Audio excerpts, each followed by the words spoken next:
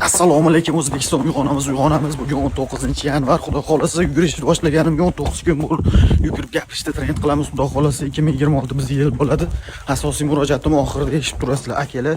Siyosiy va diniy mavzularda menga mavzular tashamanglar, fikrimni bilishga harakat qilmanglar. O'zbekistonda bunaqa narsalarga shug'ullanadigan asosiy mas'ullar bor. Xullas akalar, men sartaroshman. Meni maqsadim o'zim semirib ketganman. Shu semirganim hisobiga yugurib gapirishni trend qilmoqchiman. Qaydagi itlarni, Sambeda Prista hamma trend qilyapti. Xullas kerakli narsani trend qilishni xohlaymiz akalar. Короче, 20 ming so'mdan oddiygina qishloqda sartaroshlik qilaman akalar. Shuni hisobga olasizlar. Jon akalar, menga tinchlik kerak. Hamma biladigan ish bilan shug'ullansak. Bugun bozor, chiqim boshladik, barber xizmatiga. Bossamiz butun dunyo his qilsa, hammamiz bitta bo'lib trend olamiz.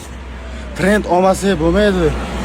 Katta blogerlar bu trend olmasa ko'paymaymiz, tugab ketamiz akalar. 14-kuni bitta bloger yozganiga 1 million prosmotr bo'ldi. Katta blogerlarga tashlaymiz, buni trend qilamiz akalar. Bosamiz aka.